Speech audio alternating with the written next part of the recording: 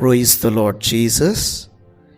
ఈ చిత్రం మాటల కన్నా ఎక్కువగా మాట్లాడుతుంది. దగ్గరగా చూడండి. ఒక పెళసైన చెట్టు వంగి మెలితిరిగి పోయినా అది ఒక భారీ బండరాయిని మోస్తుంది.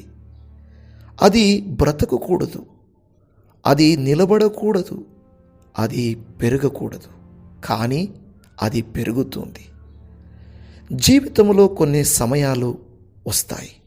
అప్పుడు మీరు సరిగ్గా ఈ చెట్టులాగే భావిస్తారు. బైబిలు మనకి ఈ విధముగా తెలియజేస్తుంది. 2 కొరింథీయులకు రాసిన పత్రిక 4వ అధ్యాయము 8వ వచనం. మేము నలువైపులా శ్రమపడ్డాము, కానీ నలిగిపోలేదు, కలవరపడ్డాము, కానీ నిరాశ చెందలేదు అని.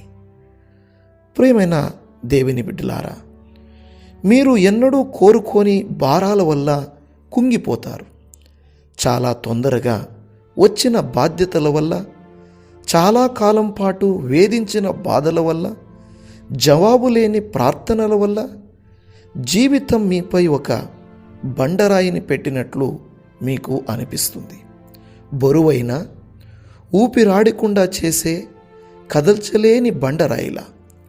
ప్రజలు మిమ్మల్ని చూసి ఇలా అనుకోవచ్చు, వీళ్ళు బతకలేరు, వీళ్ళ పని అయిపోయింది, ఆ ఒత్తిడిలో ఎదగదల అసాధ్యం. కానీ దేవుడు చూసేది వాళ్ళు చూడలేరు.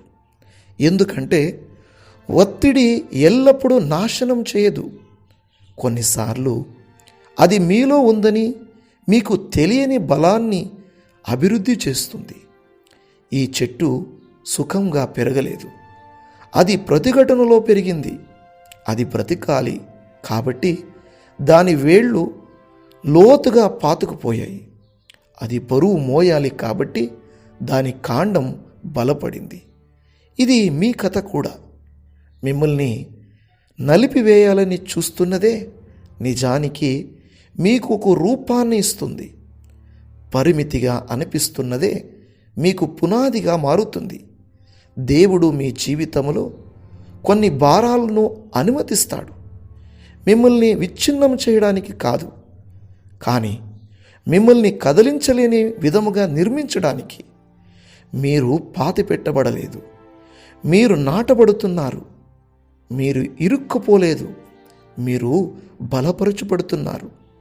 ఒకరోజు ప్రజలు మీ జీవితాన్ని చూసి ఆశ్చర్యపోతారు.